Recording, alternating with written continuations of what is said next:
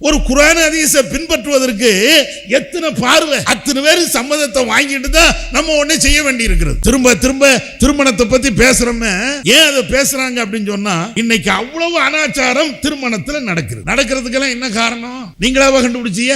நீங்க கண்டுபிடிச்சது இல்ல. எதிர்த்த வீட்டுக்காரன், பக்கத்து வீட்டுக்காரன், அடுத்த வீட்டுக்காரன், அடுத்த ஊருக்காரன் என்ன இளவையாவது திருமணத்தின் பேரால புதுசா ஒண்ணு செஞ்சிருவான். உடனே அதை காப்பி அடிச்சுட்டு நம்மளும் செய்யணும். நடக்கா? எல்லாமே அப்படித்தான் நடக்குது. எங்க தீமைகள் நடக்கிறதோ அந்த தீமையில ஏதாவது ஒரு விஷயத்தை நம்ம பாடமாக எடுத்து செயல்படுத்துறோமா இல்லையா? அப்ப இந்த செயல்படுத்தக்கூடிய நாம இப்ராஹிம் நபியை நீங்க முன்மாதிரியாக நீங்க எடுத்து பாருங்க. எந்த தீமையை அவங்க செஞ்சாங்க? அல்லாஹ் ஒரு தீமையை விட்டு விலகு என்று சொன்னால் அதுல மாற்று பேச்சு இப்ராஹிம் நபி கிடையாது. இஸ்லாத்துல இது இல்லப்பா, உடனே விலகி நிப்பாங்க. இது இல்லன்னா இல்ல, முடிஞ்சு போச்சு. அதோடு மாத்திரம் இல்ல, ஒரு நன்மையான விஷயத்தை இறைவன் கட்டளையிடுகிறான் என்றால் அங்கேயும் யோசனைங்கிறதே கிடையாது. அஸ்ஸலாமு அலைக்கும் வரஹ்மத்துல்லாஹி வபரகாத்துஹு. கண்ணியத்திற்குரிய சகோதரர்களே, தாய்மார்களே, அழகிய முன்மாதிரி இப்ராஹிம் நபி என்ற ஒரு தலைப்பை தந்திருக்கிறார்கள். ஒரு முக்கியமான ஒரு தலைப்பு. நீங்களும் நானும் நம்முடைய சந்ததிகளும் தெரிந்து வைத்திருக்க வேண்டிய, வாழ்க்கையில் கடைபிடிக்க வேண்டிய மிக முக்கியமான ஒரு தலைப்பு. இந்த தலைப்பில் சில செய்திகளை சொல்வதற்கு முன்னால்,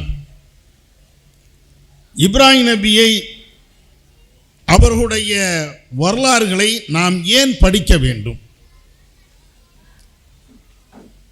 உலகத்தில் எத்தனையோ இறை தூதர்கள் வந்திருக்கிறார்கள், நபிமார்கள் வந்திருக்கிறார்கள், நல்லடியார்கள் வாழ்ந்திருக்கிறார்கள், நபி தோழியர்கள், நபி தோழர்கள் வாழ்ந்திருக்கிறார்கள், எண்ணற்ற தியாகங்களை அவர்கள் செய்திருக்கிறார்கள். இப்படியெல்லாம் செய்திருக்கக்கூடிய இவ்வளவு நல்லடியார்கள், நபிமார்கள் வாழ்ந்த இந்த உலகத்திலே இப்ராஹிம் நபியை நாம் படிக்க வேண்டிய அவசியம் என்ன? என்ன நோக்கத்திற்காக வேண்டி இப்ராஹிம் நபியுடைய வரலாறுகளை நாம் தெரிந்து கொள்ள வேண்டும்? நம்முடைய ஜமாத்தின் சார்பிலே எத்தனையோ செயல் திட்டங்களை நாம் அறிவித்திருந்தாலும் இந்த காலத்திலே இப்ராஹிம் நபி அவர்களுடைய வரலாறுகளை தெரிந்து செயல்படுத்த வேண்டும் என்ற அடிப்படையில் அழகிய முன்மாதிரி இப்ராஹிம் நபி என்ற செயல் திட்டத்தையும் ஜமாத் அறிவித்திருக்கிறது. ஏன் இவ்வளவு பெரிய முக்கியத்துவம் என்றால், மிக முக்கியமான ஒரு செய்தி இருக்கிறது. இப்ராஹிம் நபியுடைய காலத்தை நீங்கள் பார்த்தீர்கள் என்றால், இன்றைய காலத்தையும் நீங்கள் ஒப்பிட்டு பார்ப்பீர்கள் என்றால், அநியாயங்கள், அக்கிரமங்கள், அழுச்சாட்டியங்கள், கொடூரமான செயல்பாடுகள் இன்றைக்கு எப்படி நடந்ததோ இதே போன்ற ஒரு நிலை அன்னைக்கும் இருந்தது. இன்னைக்கு இருக்கிற மாதிரி மிக மோசமான, இறையச்சத்திற்கு மாற்றமான வாழ்வு இப்ராஹிம் நபியுடைய காலத்திலும் இருந்தது. அதை ஒற்ற வரியில் சொல்ல வேண்டும் என்றால், இப்ராஹிம் நபி அவர்கள் அன்றைய காலகட்டத்தில் சொன்னார்கள், அவர்களும் அவர்களுடைய மனைவியும் ஹிஜ்ரத் செய்து தாங்கள் பிறந்த வளர்ந்த அந்த நாட்டை விட்டு இன்னொரு பகுதிக்கு செல்கின்ற அந்த நேரத்திலே, எல்லாவற்றையும் விட்டுவிட்டு ஹிஜ்ரத் செய்து போகின்ற அந்த நேரத்திலே இன்னொரு பகுதிக்கு, இன்னொரு நாட்டுக்கு அவர்கள் செல்கிறார்கள். அங்கே இருக்கக்கூடிய மன்னர் இப்ராஹிம் நபியுடைய மனைவியை பார்த்து ஆசை கொள்கிறான். இப்ராஹிம் நபியையும் இப்ராஹிம் நபியுடைய மனைவியும் அழைத்து வா என்று உத்தரவிடுகிறார். மன்னருக்கு முன்னால் இப்ராஹிம் நபியும் இப்ராஹிம் நபியுடைய மனைவியும் நிப்பாட்டப்படுகிறார்கள். அந்த நேரத்தில் இப்ராஹிம் நபியிடத்தில் மனைவியை பற்றி மன்னர் கேட்கிறான், இது யார்? இப்ராஹிம் நபி சொல்கிறாங்க, என்னுடைய சகோதரி தான். அதற்கு பின்னால் அந்த சகோதரியை, இப்ராஹிம் நபியுடைய மனைவியை அழைத்து தனிமைக்கு செல்கிறார். அந்த நேரத்தில் தான் இப்ராஹிம் நபி அவர்கள் தன்னுடைய மனைவியிடத்தில் அழகான, அற்புதமான, உலக மக்கள் அத்தனை பேருக்கும் பாடமான ஒரு வார்த்தையை சொல்கிறார்கள். என்னுடைய மனைவியே, இப்பொழுது உன்னை இந்த நாட்டுடைய மன்னர் அழைக்கிறான். நீ ஈமானோடு இருக்க வேண்டும், இஸ்லாம் என்ற இந்த கொள்கையில் உறுதியாக இருக்க வேண்டும். ஏனென்று தெரியுமா? இந்த மண்ணிலே இந்த நாளிலே உன்னையும் என்னையும் தவிர வேறு யாரும் முஸ்லிமாக இல்லை. உலகத்தில் அவ்வளவு பெரிய அநியாயங்கள் நடக்கிறது. இன்றைக்கும் கற்பழிப்பு நடக்கிறது, அனாச்சாரங்கள் நடக்கிறது, பெண்களுக்கு எதிரான குற்ற செயல்கள் ஒவ்வொரு நாளும் நடந்து கொண்டே இருக்கிறது. ஆனாலும் கூட இப்ராஹிம் நபியுடைய காலகட்டத்தில் இதுக்கு கொஞ்சம் கூட சளைக்காமல் மிக மோசமான ஒன்று. சமீபத்தில் உங்களுக்கெல்லாம் தெரியும், செய்திகளை படித்திருந்தால், செய்தி சேனல்களிலே பார்த்திருந்தால், இந்தியாவையே உலுக்கக்கூடிய மிக கொடூரமான ஒரு செயல் என்ன? ஒரு மருத்துவர், அதுவும் பெண் மருத்துவர், கல்கத்தாவிலே மேற்கு வங்காளத்திலே நடந்த ஒரு நிகழ்வு. அந்த பெண் மருத்துவர் இரவு நேர டியூட்டியிலே வேலையிலே பணி செய்து கொண்டே இருக்கிறார். அப்படி பணி செய்கின்ற அந்த நேரத்தில் சில ஆட்களுடைய ஒத்துழைப்போடு அந்த பெண் மானபங்கப்படுத்தப்படுகிறாள், இறுதியாக கொலை செய்யப்படுகிறாள். கொலை செய்யப்பட்ட அந்த பெண்ணை எங்கோ தூக்கி எறிந்து விட்டு சென்று விடுகிறார்கள். கொடூரமான ஒரு செயல் இல்லையா? இன்றைக்கு மருத்துவ உலகமே இந்த கொலைக்கு, இந்த கற்பழிப்புக்கு எதிராக பொங்கி எழுந்து கொண்டே இருக்கிறார்கள். மேற்கு வங்காளத்தை ஆளுகின்ற அங்கு இருக்கக்கூடிய முதலமைச்சர் வீதிகளிலே இறங்கி அவர் ஊர்வலம் செல்கிறார். மத்திய மாநில அரசுகள் இவைகளுக்கு எதிராக கண்டன குரல்களை பதிவு செய்கிறார்கள். ஆனாலும் என்ன தீர்வு? இந்த கற்பழிப்பு என்பது, இந்த கொடூர செயல் என்பது ஏதோ மேற்கு வங்கத்தில் நேற்று நடந்தது என்று நீங்க நினைக்கிறீர்களா? அது மாத்திரம் இல்லை, இந்த சம்பவம் நடப்பதற்கு முன்னால் உத்தரப்பிரதேசத்திலே இதைவிட கொடூரமான இன்னொரு செயல் நடந்தது. அதுவும் மருத்துவத்துறையை சார்ந்த இன்னொரு பெண்மணிக்கு. அந்த பெண்மணி யார்? வேறு ஒரு மதத்தை சார்ந்த ஒரு பெண்ணு தான். இரவு நேரத்திலே மருத்துவ பணியை முடித்து விட்டு, தனியார் மருத்துவமனையில் நர்ஸாக வேலை செய்கிறாங்க, எல்லாத்தையும் முடித்து விட்டு வெளியிலே வருகிறார். வழக்கமான பாதையிலே வருகிறார். ஒரு 3-4 பேர் அந்த பெண்ணை வழிமறிக்கிறார்கள். வழிமறித்து அந்த பெண்ணை நடு வீதியிலேயே கற்பழித்து அந்த பெண்ணை கண்ட துண்டமாக வெட்டி தூக்கி எறிந்து விட்டு சென்று விடுகிறார்கள். இந்த வழக்குகள் எல்லாமே இந்தியாவில் ஏதோ 1-2 நடக்குது என்று நீங்க நினைக்க முடியாது. நிர்பயா வழக்கில் இருந்து ஏகப்பட்ட கொடூரங்கள் இது போன்ற இந்த நாட்டிலே இன்றைக்கும் நடந்து கொண்டே இருக்கிறது. இதுல இன்னொரு கொடுமை என்ன தெரியுமா? கற்பழித்து அந்த சகோதரிகளை கொலை செய்தார்களே, கொலை செய்த அந்த கயவர்கள், அவர்களுக்கு ஆதரவாக நிற்கக்கூடியவர்கள் என்ன பதில சொன்னா தெரியுமா? அந்த பெண் கொலை செய்யப்பட்டால், மானபங்கப்படுத்தப்படவில்லை, கற்பழிக்கப்படவில்லை என்று அவர்கள் பொய்க்கு மேல் பொய்யே சொன்னார்கள். இன்னொரு இடத்துல உச்சகட்டமாக இதைவிட கூடுதலாக என்ன சொன்னார் என்று தெரியுமா? அந்த பெண் நடத்தை கெட்டவள், ஒழுக்கக்கேடான பெண், அவளுக்கு நியாயமான பழக்க வழக்கங்கள் கிடையாது என்றெல்லாம் அந்த பெண்ணின் மீது கடுமையான அவதூறுகளை வாரி வாரி வீசினார்கள். இதையெல்லாம் அந்த பெண்ணை பெற்றெடுத்த பெற்றோர்கள் இன்றைக்கும் உயிரோடு இருந்து கொண்டு மன வேதனையோடு அதை விற்கவும் முடியாம, கக்கவும் முடியாம, தன்னுடைய மகளுக்கு ஏற்பட்ட அந்த கொடுமையில இருந்து மீளுவதற்கு முன்னாலேயே மகள் மேல் அவர்கள் சொல்லுகின்ற அந்த குற்றச்சாட்டை கேட்டு நடைபெறமாக இன்றைக்கும் நடந்து கொண்டு இருக்கிறார்கள். 1-2 இந்த நாட்டிலே நடக்கக்கூடிய கொடுமை 1-2. இப்பதான் இப்ராஹிம் நபியுடைய நினைவு நமக்கு வருகிறது. இப்ராஹிம் நபியுடைய மனைவி, அவரும் கணவனும் மனைவி செல்கின்ற அந்த நேரத்தில் அந்த பெண்ணை கற்பழிப்பதற்குத்தானே, அந்த பெண்ணுடைய கற்பை சீரழிக்க வேண்டும் என்ற அந்த சிந்தனையில தானே அவன் ஓடி வருகிறான். அங்கு இருக்கக்கூடிய மன்னன் துடியா துடிக்கிறான். இப்ராஹிம் நபி அவர்கள் சொன்ன அந்த வார்த்தையை இப்பொழுது நீங்க நினைத்து பாருங்கள். உனக்கு இந்த உலகத்தில் உன்னையும் என்னையும் தவிர வேற யாரும் மூமின் கிடையாது. அல்லாஹ்விடத்தில் நீ உறுதியாக அந்த கொள்கையை நீ கேள். ரஹ்மானிடத்தில் அந்த உறுதியான சிந்தனை நீ கேள். மன்னன் அந்த பெண்ணை அடைவதற்கு முற்படுகிறான். அல்லாஹ்விடத்தில் அந்த பெண் துஆ செய்கிறார்கள், யா அல்லாஹ், இந்த மண்ணிலே என்னையும் இந்த என்னுடைய கணவரையும் தவிர வேறு யாரும் உனக்கு கட்டுப்பட்டவர்கள் அல்ல. முஸ்லிம்களாக நாங்கள் தான் இருக்கிறோம். நான் கற்பு ஒழுக்கம் உள்ள ஒரு பெண்ணாக வாழ வேண்டும் என்றால், என்னுடைய கற்பு இன்ன பிற மக்களால் சூறையாடப்படக்கூடாது என்றால், இந்த கொடியவனிடத்தில் இருந்து என்ன நீ பாதுகாப்பு, எனக்கு நீ பாதுகாப்பு வழங்கு. இறைவனிடத்தில் கேட்கிறாங்க. ஒரு மிகப்பெரிய அற்புதங்கள் நடக்கிறது. அதற்கு பின்னால் அந்த பெண் விடுவிக்கப்படுகிறாள். இது எல்லாம் நபி அவர்கள் சொல்லுகின்ற செய்தி வரலாறுகளில் பதிவு செய்யப்படுகிறது. என்ன விஷயம்? நமக்கு தேவையான மிக முக்கியமான ஒன்று என்னன்னா, இந்த உலகத்தில் ஆணா இருந்தாலும் பெண்ணா இருந்தாலும் கஷ்டம் என்பது நம்மை துரத்து கொண்டே வரும். குடும்ப கஷ்டம், அல்லது வியாபாரத்தில் கஷ்டம், அல்லது மாமியாருடைய கஷ்டம், அல்லது மருமகளுடைய கஷ்டம், அண்ணனுடைய தொந்தரவு, தம்பியுடைய தொந்தரவு, ஊருடைய தொந்தரவு, உலகத்தினுடைய தொந்தரவு, நம்மை அது துரத்தி கொண்டு வந்துகிட்டே இருக்கும். யாருக்குத்தான் அந்த தொந்தரவு இல்லாத ஒரு வாழ்வு கிடைக்கும்? எல்லாத்துக்கும் இது போன்ற பிரச்சனைகள் உண்டு. அந்த பிரச்சனையை தீர்க்க வேண்டுமா? இப்ராஹிம் நபி நீ பார், 2 பேர் தான் முஸ்லிமா இருக்கிறாங்க. உலகமே அவர்களை எதிர்க்கிறது. கடுமையாக போராடி கொண்டு இருக்கிறார்கள். ஒரு ஊர்ல நம்மளால் ஈமானோடு வாழ முடியாது என்ற சூழல் வருகிறது. ஊரை விட்டு வெளியே போறாங்க. வெளியே போகின்ற அந்த நேரத்தில் கூட நிம்மதியாக போக முடியல. யார் இடத்துல முறையிட்டாங்க? ரஹ்மான் இடத்துல, படைச்சவன் இடத்துல. அந்த ஈமானிய உறுதி, ஈமானிய அந்த மிக வலுவான ஒரு சிந்தனை. அல்லாஹ் காப்பாற்றுவான், ரஹ்மான் காப்பாற்றுவான்.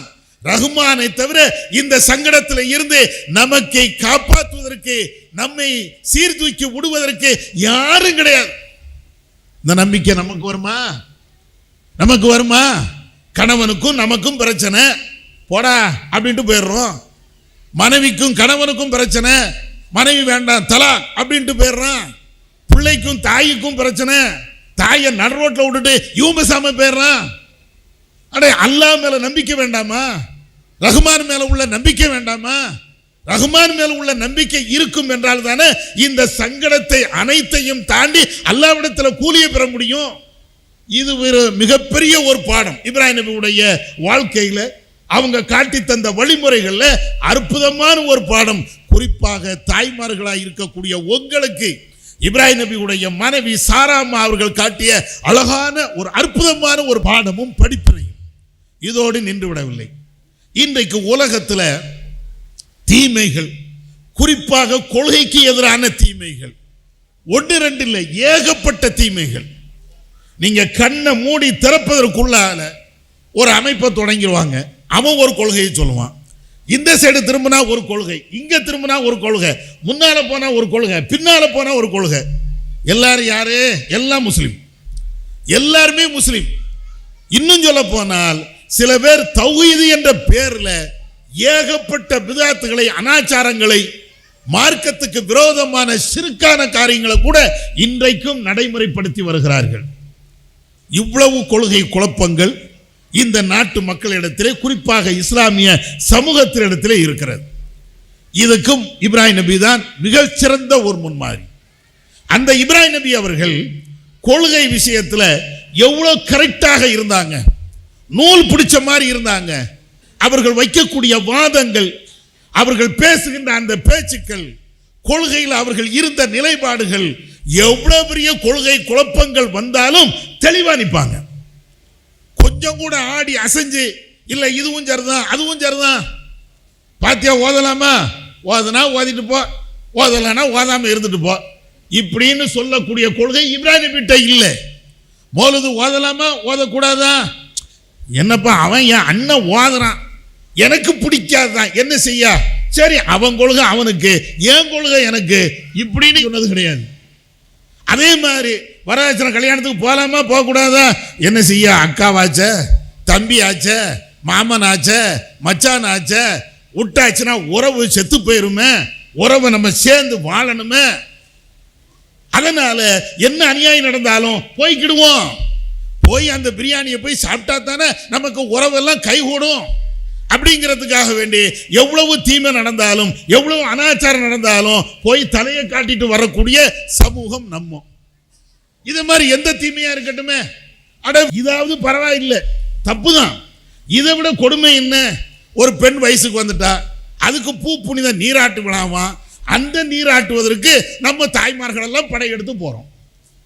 எங்கப்பா இருக்குது உலகத்திலேயே? நீங்க வேற எங்கேயும் நீங்க பாருங்க, ஒரு வெளியில அது கொஞ்சம் வேற வார்த்தையில சொல்ல போனால் அசிங்கமான ஒன்று.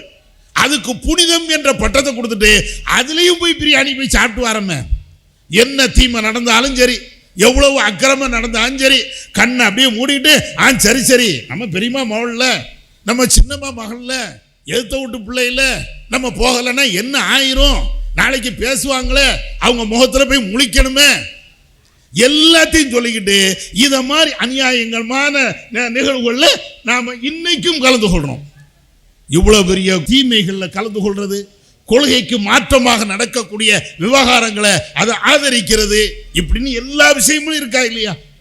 இப்ராஹிம் நபி நீங்க யோசிச்சு பாருங்க, எவ்வளவு தெளிவா இருந்தா நீங்க பாருங்க.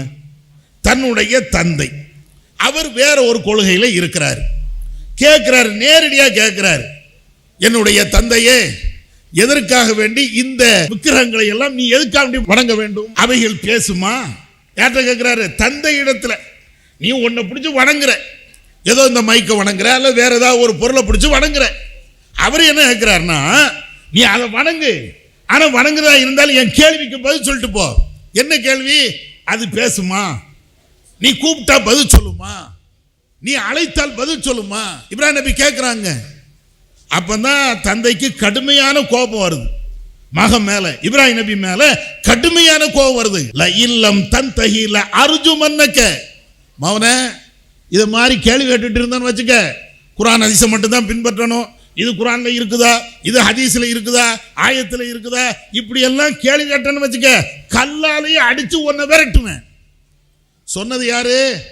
இப்ராஹிம் நபியுடைய தகப்பனார். சொல்லப்பட்டவர் யார்? கேட்டவர் யாரு? இப்ராஹிம் நபி. உடனே வாப்பவே திட்டாங்க, அத்தாவே கடுமையா பேசிட்டாங்க, இனிமேல் என்ன செய்யறது, சரி ரைட்டு கொஞ்சம் இறங்கி போவோம் அப்படின்னு இருந்தாங்களா? கடுமையான வார்த்தையில விமர்சனம். தகப்பனா இருந்தாலும் சரி, மனைவியா இருந்தாலும் சரி, பிள்ளைகளாக இருந்தாலும் சரி, கடுமையான ஒரு விமர்சனம். யாரா இருந்தாலும் அவங்க பார்க்க மாட்டாங்க, கொள்கைக்கு எதிரி என்றால் எதிரிதான்.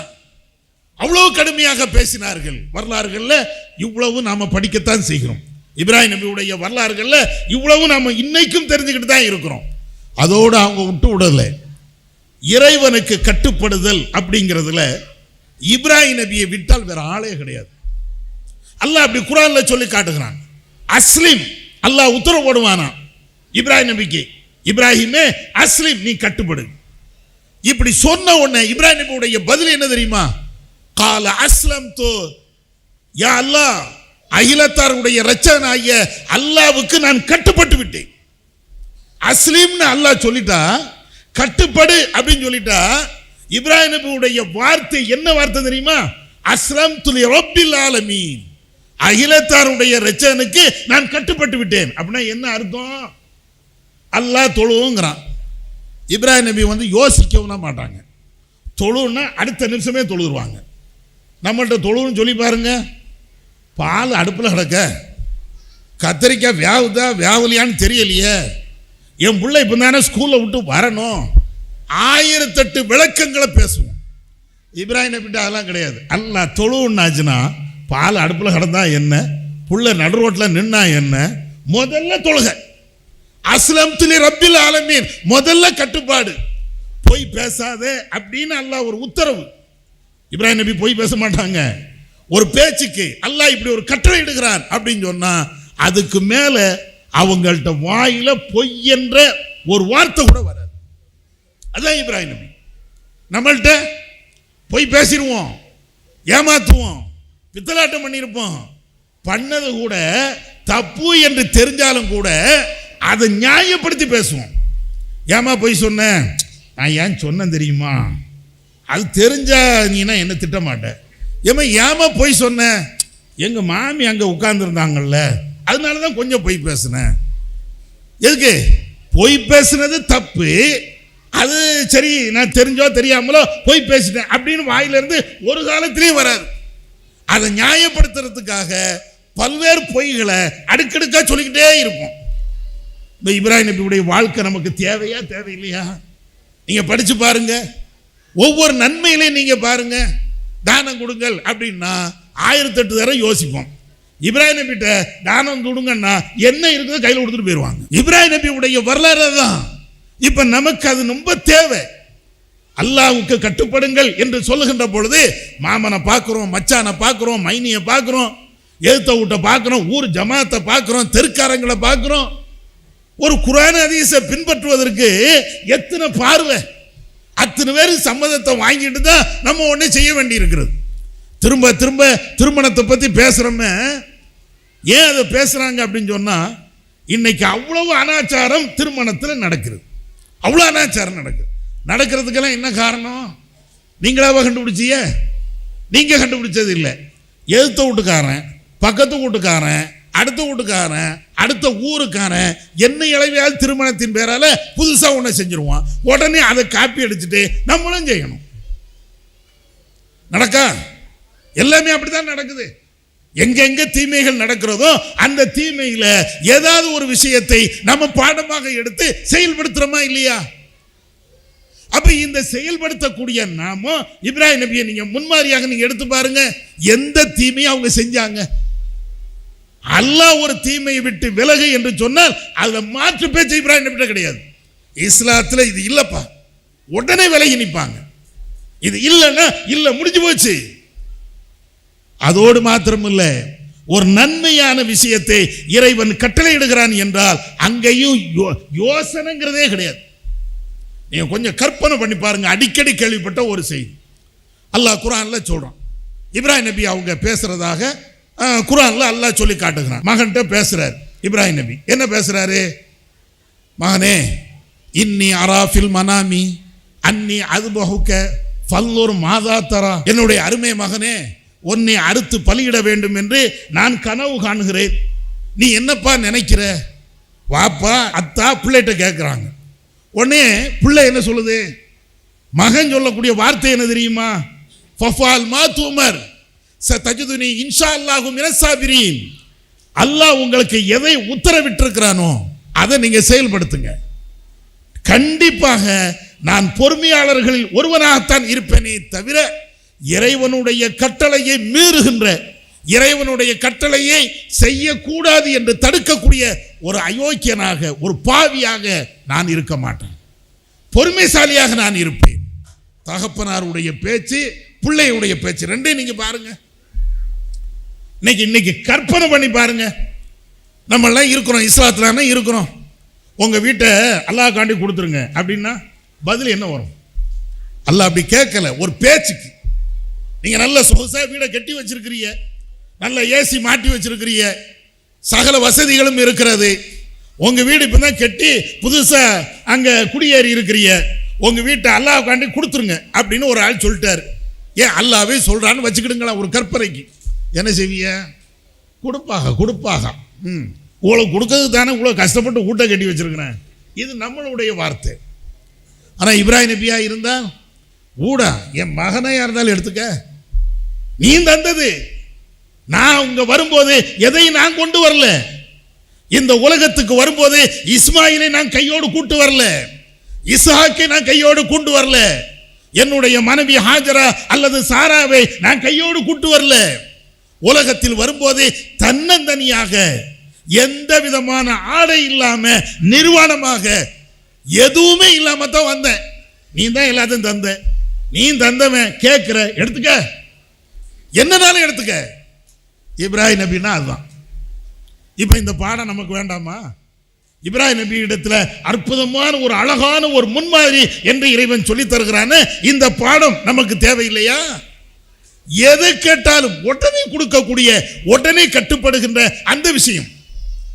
மனைவியை கொண்டு போய் விடுன்ட்டான்ல, எங்க சொகுசான ஒரு இடத்துல இல்லை. இங்க இருந்து பிக்னிக் போவோமே, சுற்றுலா போவோமே, சுவிட்சர்லாந்து நல்ல வசதி உள்ளவங்க அல்லது நெதர்லாந்து அப்படின்னு அங்க போவோம். கொஞ்சம் மிடில் கிளாஸா இருந்தாச்சுன்னா ஊட்டி போவோம், கொடைக்கானல் போவோம், குற்றாலம் போவோம். அருவியில நல்ல தண்ணி உழுது 2 நாளைக்கு ஜாலியா இருந்தோம் வந்தோம்.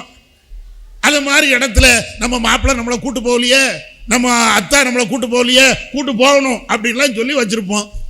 இந்த மாதிரி இடங்கள்ல விட்டா என் மாப்பிள்ளை நல்ல மாப்பிள்ளை, என் புருஷன் நல்ல புருஷன், என் அத்தா இருக்கிறாரு தங்கமான அத்தா. என்ன நான் ஊட்டின்னா அவர் கொடைக்கானல் கூட்டு போயிடுவாரு, கொடைக்கானல் சொன்னா சிம்லாவை கூட்டு போயிடுவார். எவ்வளவு தங்கமான மனுஷன், பாராட்டுவான். ஆனா இப்ராஹிம் நபி கூட்டு போன இடம் என்ன தெரியுமா? மனைவியை கூட்டு போறாங்க இப்ராஹிம் நபி. எங்க கூட்டு போறாங்க? சுவிட்சர்லாந்துக்கா, நெதர்லாந்துக்கா, குற்றாலத்திற்கா? நம்ம போயிட்டு போயிட்டு வாரமே அத மாதிரி சுற்றுலா தலங்களுக்கா? இப்ராஹிம் நபி கூட்டு போன இடம் மனித சஞ்சலமே இல்லாத, நீரே இல்லாத, உணவே இல்லாத அந்த வெறும் கட்டாந்தரையா இருக்கக்கூடிய இடத்துல மக்கா. இன்னைக்கு மக்கா பிரமாண்டமா இருக்கிறது, இன்னைக்குள்ள மக்கா அல்ல. இப்ராஹிம் நபியுடைய காலகட்டத்தில் அங்க சில மலைகள் இருந்தது, சுற்றிலும் மலை. இன்னைக்கு நிறைய மலைகளை இடிச்சிட்டாங்க, சுற்றிலும் மலை. அந்த மலையினுடைய ஒரு ஓரத்தில் ஒரு பள்ளத்தாக்கு, சுற்றிலும் மலை, நடுவுல பள்ளத்தாக்கு. அந்த பள்ளத்தாக்குல கொண்டு போய் மனைவியையும் பிள்ளையும் கொண்டு விடுறாங்க. விட்டுட்டு அல்லாஹ்விடத்துல துஆ செய்றாங்க இப்ராஹிம் நபி. யா அல்லாஹ், என்னுடைய மனைவிய, என் பிள்ளைய, என் குடும்பத்தை இந்த கைரி தி ஸர்இன், விளைச்சலே இல்லாத, விவசாயமே இல்லாத, நீர்நிலைகளே இல்லாத அந்த இடத்தில் நான் விட்டிருக்கிறேன். எதுக்கு தெரியுமா? என் மனைவி அங்கே சுத்தி பார்க்க வேண்டும், என்னுடைய பிள்ளைகள் நல்ல நிம்மதியாக வாழ வேண்டும். அதுக்கு இல்ல, லியுகீமஸ்ஸலாஹ், அவர்கள் தொழுகையை நிலைநாட்ட வேண்டும். மனைவியை கொண்டு போய் விடுறாங்க, பிள்ளையை கொண்டு போய் விடுறாங்க வனாந்தரத்துல, மனிதர்களை இல்லாத இடத்துல, நீர் இல்லாத இடத்துல, ஒரு காட்டுல. அந்த இடத்துல விட்டதுக்கு காரணத்தை இப்ராஹிம் நபி அல்லாஹ்விடத்தில் சொல்கிறார்கள், லியுகீமுஸ்ஸலாஹ், என்னுடைய குடும்பத்தார்கள் அத்தனை பேர்களுமே தொழுகையை நிலைநாட்ட வேண்டும். கொஞ்சம் யோசிச்சு பாருங்க. ஏதாவது ஒரு வீட்டில், ஒரு மண்டபத்தில், அல்லது வேற ஏதாவது ஒரு தோப்புல நல்ல நிலையில நீ அங்க உட்கார்ந்து தொழுவுமா அப்படின்னு சொன்னா நமக்கு வலிக்குது. ஆனா இப்ராஹிம் நபி அவங்க ஒண்ணுமே இல்லை, அந்த இடத்துல போய் விட்டுட்டு தொழு. நம்ம எங்க? இப்ராஹிம் நபி உடைய குடும்பம் எங்க? எவ்வளவு பாடங்கள் படிக்க வேண்டி இருக்கிறது. கொஞ்சம் நெஞ்சமா விட்டுட்டு போறாங்க. மனைவி கேட்கிறாங்க, இப்ராஹிமே என்ன தனியா விட்டுட்டு நீங்க விசாம போறீங்களே, என்ன என்ன எங்களை காட்டில் விட்டுட்டு நீங்க விசாம போறீங்களே? இப்ராஹிம் நபி அப்படி ஒரு பார்வை, மனைவியும் பிள்ளையும் விசாம போறாரு.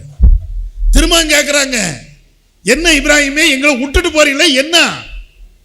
திரும்பவும் ஒரு பார்வை. மூணாவது தடவை மனைவி தான் கேட்கிறாங்க, அமரக்க ரப்புக்க, உன்னுடைய இறைவன் இப்படி கட்டளையிட்டானா? என்னையும் என் பிள்ளையும் தன்னந்தனியாக இந்த வனாந்தரத்தில் விட்டு விட்டு செல்ல வேண்டும் என்று இறைவன் கட்டளையிட்டானா? ஆமா. அப்படி என்றால் என்னுடைய இறைவன் ஒரு காலத்திலும் என்னை கைவிட மாட்டான். நம்பிக்கை மாப்பிள்ளை மேல இல்ல, கணவன் மேல இல்ல, பெற்றோர்கள் மேல இல்ல, பிள்ளைகள் மேல இல்ல, ரப்பு மேல. அதுதான் வேணும் நமக்கு.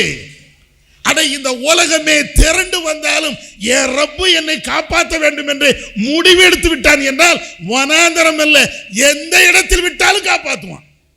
அதுதான் ரஹ்மான் காப்பாற்றுவான். கணவன் விட்டுட்டு போட்டுவான். சாப்பாடு இல்ல, தண்ணி இல்ல, உணவு இல்ல, எதுவும் இல்லாம போட்டும், பிரச்சனை இல்லை. இன்னைக்கு நம்ம மாப்பிள்ளை, நம்ம அத்தா, நம்முடைய சகோதரன் இப்படி விட்டான்னு வைங்களேன், வாயில வர்றது வார்த்தை கொஞ்சம் நெஞ்சம் வராது. உருப்படுவானா? தனியா விட்டுட்டு போயிட்டான்டா, நடு ரோட்ல விட்டுட்டு போயிட்டான்டா. மனுஷனா இவன்? ஒரு மாப்பிள்ளை பார்த்து என்னை கெட்டி விட்டிய, அவன் எப்படிப்பட்டவனாவது விசாரிச்சான். அத்தாட்ட கல்யாணம் பண்ணி கொடுத்துருப்பாரு கஷ்டப்பட்டு. அவன் என்னைக்காவது ஒரு நாளைக்கு வேலை விஷயமா வெளியூருக்கு போயிருப்பான். அவன் பார்த்தீங்கள, ஒரு மாப்பிள்ளையை கட்டி கொடுத்தீங்கள, எங்க விட்டுட்டு போனான்னு தெரியுதா? எவ்வளவு அநியாயம் பண்ணிட்டான் பார்த்தீங்களா? ஒரே அழுக அழுக அழுக அழுக, கடைசி வரையும் அழுக. இப்ராஹிம் நபி நினைச்சு பாருங்களேன், ஏங்க அழுக வருது? அல்லாஹ் மேல் நம்பிக்கை இல்லை. அல்லாஹ் நமக்கு எல்லாத்தையும் தருவான், அல்லாஹ் நம்மளை காப்பாற்றுவான். கணவன் கைவிட்டாலும் இறைவன் கைவிட மாட்டான். நம்முடைய பெற்றோர்கள் கைவிட்டாலும் படைத்தவன் கைவிட மாட்டான். அந்த நம்பிக்கை நம்மள்கிட்ட இல்ல, ரஹ்மான் மேல உள்ள நம்பிக்கை இல்ல. அப்படி இல்லாதனால தான் இப்படி எல்லாம் ஒரு சிந்தனை நமக்கு வருது. என்ன செய்ய போறோமோ. ஒரு சாதாரண 8 கால் பூச்சியில இருந்து ஒரு சின்ன நாய் வந்தால் நம்மளுக்கு அவ்வளோ பயம், அவ்வளோ கடுமையான பயம். எதாயிருமோ என்ன ஆயிருமோ. பயம் வேணும் தான், ஆனா இறைவன் காப்பாற்றுவான் என்ற நம்பிக்கை இதை விட கூடுதலா இருக்கும். அல்லாஹ் நம்மளை கைவிட மாட்டான் என்ற அந்த சிந்தனை இதை விட கூடுதலா இருக்கணும். இதே மாதிரி இப்ராஹிம் நபியுடைய வரலாறை ஒவ்வொன்றா நீங்க படிச்சுட்டு வாங்க. அதுல மிக முக்கியமான ஒரு செய்தி என்னன்னு கேட்டா, தானும் தன்னுடைய பிள்ளைகளையும் இப்ராஹிம் நபி அவ்வளவு அற்புதமா வளர்த்தாங்க. ஒவ்வொரு நேரத்திலையும் அவங்க சொல்லி வளர்த்த வார்த்தைகள் என்ன தெரியுமா? இப்ராஹிம் நபி தன்னுடைய பிள்ளைகளிடத்தில் சொல்லி சென்ற அந்த வார்த்தைகள், வஸ்ஸா பிஹா இப்ராஹீமு பனீஹி வ யாக்கூப் யா பனிய இன்னல்லாஹ் ஹஸ்தஃபா லக்குமுத்தீன் ஃபலா தமூதுன்ன இல்லா வ அன்தும் முஸ்லிமூன். பிள்ளைகளிடத்துல அவங்க அடிக்கடி சொல்லக்கூடிய ஒரு வார்த்தை யாரு? இப்ராஹிம் நபி. அதே போன்று யாக்கூப் நபி. 2 பேருமே திரும்ப பிள்ளைகள்கிட்ட சொல்லக்கூடிய வார்த்தை தெரியுமா? எப்பா, அல்லாஹ் உனக்கு அற்புதமான ஒரு மார்க்கத்தை தேர்ந்தெடுத்திருக்கிறான். இஸ்லாம் என்ற மார்க்கத்தில் நம்மை வாழ வைத்திருக்கிறான், நம்மை பிறக்க வைத்திருக்கிறான். இந்த ஏகத்துவ கொள்கையிலேயே நம்மை இறைவன் படைத்து அதை வாழ வைத்திருக்கிறார். அதனால ஃபலா தமூதுன்ன இல்லா வ அன்தும் முஸ்லிமூன், நீங்கள் மரணிக்கின்ற பொழுது முஸ்லிமாகத்தான் மரணிக்கணும். இப்ராஹிம் நபி, யாக்கூப் நபி பிள்ளைகளுக்கு சொல்லக்கூடியது. நம்ம என்ன சொல்லுவோம்? அடே, கஷ்டப்பட்டு உன்னை படிக்க வைக்கிறேன்டா, ஒழுங்கா படிச்சுட்டு வாடா, டாக்டர் ஆயிரு, இன்ஜினியர் ஆயிரு, இல்லைன்னா எதிர்காலம் சூனியம், செத்து போயிருவ, உன்னை காப்பாத்துறதுக்கு யாருமே இல்லை. நம்ம பிள்ளைகள்கிட்ட இப்படிதான் சொல்லி கொடுக்குறோம். இப்ராஹிம் நபி சொல்லி கொடுத்தது என்ன தெரியுமா? நான் முஸ்லீம், என் தகப்பனாரு அவர் முஸ்லீம் இல்லை, என்னுடைய சந்ததிகள் அத்தனை பேர் முஸ்லீமா இருக்கிறாங்க. அல்லாஹ் இந்த மார்க்கத்தை உனக்கு இலகுவாக, லேசாக, அற்புதமாக தந்திருக்கிறான். உன்னுடைய சாவு வரையிலையும் இஸ்லாத்தை விட்டு வெளியே போயிடாத. உலகத்துல நம்ம என்ன நினைக்கிறோம்னா, வாழ்க்கைக்கு எதுவுமே கிடைக்காதுன்னு நினைக்கிறோம். சாப்பாடு கிடைக்காது, பொருளாதாரம் கிடைக்காது அப்படி நம்ம நினைக்கிறோம். அதுதான் மிக முட்டாள்தனமான ஒரு சிந்தனை. நீங்க எவ்வளவு கஷ்டப்பட்டாலும் கஷ்டப்படாம இருந்தாலும் நமக்கு விதித்த ஒன்றை, நம்முடைய ரிஸ்கை இறைவன் தந்தே தீர்வான். இது இப்ராஹிம் நபியுடைய பாடம்.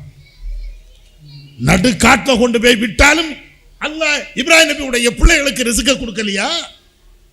வனாந்தரத்தில் கொண்டு போய் விட்டாலும் இப்ராஹிம் நபிக்கு ரிஸ்கை அல்லாஹ் வழங்கலையா? நமக்கு என்ன?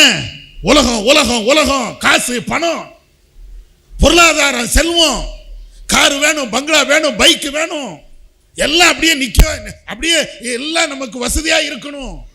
நகை வேணும், நட்டு வேணும், எல்லாம் வேணும். அதுக்காக என்ன செய்யறோம்? எவ்வளவு பெரிய பாவனாலும் செய்வோம், எவ்வளவு பெரிய அக்கிரமனாலும் செய்வோம். கொள்கையை தூக்கி எறியும்னா தூக்கி எறிஞ்சிட்டு போய்கிட்டே இருப்போம். ஆனா இப்ராஹிம் நபி அவங்க உலகத்தை பத்தி அவங்க கவலைப்பட்டதே கிடையாது, வசதிகளை பத்தி அவங்க கவலைப்பட்டதே கிடையாது. வாழ்க்கை எப்படி வாழணும் அப்படிங்கிறதுல உலக விஷயத்தை பற்றி அவங்க கவலைப்பட்டதே கிடையாது, மறுமையில எப்படி இருக்கணும். அதனாலதான் பிள்ளைகளுக்கு திரும்ப திரும்ப திரும்ப இதை ஊட்டுதாங்க. தாய்மார்களே, சகோதரர்களே, இப்ப நமக்கு தேவை நிறைய இடங்கள்ல இன்னைக்கு கொள்கைக்கு மாற்றமான சிந்தனை. அதே போன்று குறிப்பாக சொல்ல வேண்டும் என்றால், நவீன காலத்தில் இந்த செல்போன் வந்ததற்கு பின்னாடி இந்த பெண்கள் படிதாண்டி செல்கின்ற கலாச்சாரங்கள் நிறைய நடக்கிறது. அதுக்கெல்லாம் என்ன காரணம்? செல்போன் வாங்கி கொடுத்தோம், பிள்ளைகளுக்கு தேவையான படிப்பை வாங்கி கொடுத்தோம், பிள்ளைகளுக்கு தேவையான நகையை வாங்கி கொடுத்தோம், பிள்ளைகளுக்கு தேவையான அலங்கார பொருட்களை வாங்கி கொடுத்தோம், பிள்ளைகளுக்கு உலக விஷயங்கள் என்ன உண்டோ எல்லாத்தையும் தங்கு தடை இல்லாம அத்தனையும் கொடுத்தோம். ஆனா எதை கொடுக்கல தெரியுமா? இப்ராஹிம் நபி சொன்னாங்களே, இன்னல்லாஹ் ஹஸ்தஃபா லக்குமுத்தீன், அல்லாஹ் இந்த மார்க்கத்தை உங்களுக்கு தேர்ந்தெடுத்திருக்கிறான், அல்லாஹ் உங்களை முஸ்லிமாக வாழ வைத்திருக்கிறான், அல்லாஹ்வுக்கு நன்றி செலுத்து. ஃபலா தமூதுன்ன இல்லா வ அன்தும் முஸ்லிமூன், நீ இஸ்லாத்திலேயே மரணி. அந்த வார்த்தையை நம்முடைய பிள்ளைகளுக்கு சொல்ல மறந்ததின் காரணத்தினால சில இடங்கள்ல பெண் பிள்ளைகள் ஆண் பிள்ளைகள் படிதாண்டி செல்கின்ற கலாச்சாரம். வேதனையிலையும் வேதனை என்ன தெரியுமா? நம்ம பிள்ளையே இன்னொரு இடத்துல போய் கோயில்ல போய் திருமணம் பண்ணுகின்ற அந்த நிகழ்வு எத்தனை இடத்துல நடக்குது. அந்த பெற்றோர்கள் போலீஸ் ஸ்டேஷன்ல போய் நிக்கிறாங்க, பிள்ளையை போய் கூப்பிடுறாங்க. அந்த பெண்ணு யாரை விரும்பினாலோ அந்த பையனோடு சேர்ந்து அவ போலீஸ் ஸ்டேஷன்ல போய் நிக்கிறா. பெற்றோர்கள் போய் நிக்கிறாங்க, ஏமா வந்துருமா, பிள்ளைகிட்ட கெஞ்சுறாங்க, வந்துரு. அந்த பிள்ளை சொல்லுது, நீ தேவையில்லை, இவன் தான் எனக்கு தேவை, இவன் தான் எனக்கு தேவை. பெற்றோர்கள் கேட்கிறாங்க, உன்னை 18 வயசு 20 வயசு வரையிலையும் பொத்தி பொத்தி வளர்த்தணுமா? உன் மேல பாசத்தை அப்படியே புளிஞ்சு கொட்டினேன்னு, நீ கேட்டதெல்லாம் வாங்கி கொடுத்தனே, உனக்கு என்ன குறை வச்சிட்டமா, வா. அப்பதான் அந்த பிள்ளையும் சொல்லுது, நீ எல்லாத்தையும் வாங்கி தந்த, ஆனா இந்த கணவனை எனக்கு வாங்கி தந்தியா, இந்த பையனை எனக்கு வாங்கி தந்தியா, அதனால உன்னோடு என்னால் வாழ முடியாது, நீயா இந்த பையனா என்று கேட்டால் நீ தேவையில்லை, இந்த பையன்தான். கடைசி போலீஸ் ஸ்டேஷன்லயே தாலியை கட்டி வேற கொள்கைக்கு போயிருது. ஏன்? செல்போனை கொடுத்த நாம ஈமான சொல்லி கொடுக்கல, செல்போனை கொடுத்தோம், ஈமான கொடுக்கல. அழகழகான சுடிதாரிகளை வாங்கி கொடுத்தோம், அழகழகான நபி தோழியருடைய வரலாறை சொல்லி வளர்க்கல. நகைகளை வாங்கி கொடுத்தோம், அந்த பிள்ளைகளுக்கு எது தேவையோ அந்த மார்க்க விஷயத்தை அந்த பிள்ளைகளுக்கு சொல்லி கொடுக்கல. நகையை கொடுத்த நாமோ அந்த பிள்ளைக்கு தொழுகையை பற்றி சொல்லி கொடுக்கல. விளைவு இதுதான் வரும். அதனால இவ்வளவு பெரிய தீமைகள் மலிந்து இருக்கக்கூடிய இந்த நேரத்தில் கொள்கை பிடிப்பு நமக்கு தேவை. குடும்ப விஷயத்தில் எல்லா விஷயத்திலையும் நமக்கு அந்த விஷயம் தேவை. அதற்கு நமக்கு முன்மாதிரியாக ஒரு கதாநாயகனாக இந்த உலகத்தில் எவ்வளவு பெரிய தீமைகள் வந்தாலும் அதை எதிர்த்து சிங்கம் என போராடிய இப்ராஹிம் நபியுடைய வாழ்வு நமக்கு உத்வேகத்தை தரும். படிங்க, அவங்களுடைய வரலாறை ஆண்களும் பெண்களும் அத்தனை பேர் சேர்ந்து உட்கார்ந்து படிங்க. குறிப்பாக குடும்பத்தோடு உட்கார்ந்து படிங்க. ஒரு நாளாவது உங்க பிள்ளை உங்க பேரன் எல்லாத்தையும் வச்சு இப்ராஹிம் நபினா யாரு, எவ்வளவு பெரிய தியாகி, பிள்ளையை அர்ப்பணிக்க வந்தவர், மனைவியை காட்டில் விட்டுட்டு வந்தவர், தகப்பனை கொள்கைக்காக எதிர்த்தவர், குடும்பம் மற்ற எல்லா விஷயத்தையும் இறைவனுக்கு பின்னால் வைத்தவர், கொள்கைதான் பிரதானம், கொள்கையே எனக்கு தலைவன் என்று வாழ்ந்த ஒரு மிகப்பெரிய தியாகி. அந்த வரலாறுகளை பிள்ளைகளுக்கு அடிக்கடி நினைவுபடுத்துங்க. அதுதான் இந்த காலத்திற்கு நமக்கு தேவை. நம்முடைய கொள்கையோடு நாம் வாழ்வதற்கு மிக முக்கியமான ஒன்று என்று கூறிக்கொண்டு என்னுடைய உரையை நிறைவு செய்கிறேன். வாஹிர்தாவானா அல்ஹம்துலில்லாஹி ரப்பில் ஆலமீன். இஸ்லாம் மற்றும் சமுதாய செய்திகளை அறிந்து கொள்ள தமிழ்நாடு தௌஹீத் ஜமாஅத் யூடியூப் பக்கத்தை உடனடியாக சப்ஸ்கிரைப் செய்து கொள்ளுங்கள். மேலும் பெல் பட்டனையும் கிளிக் செய்து கொள்ளுங்கள்.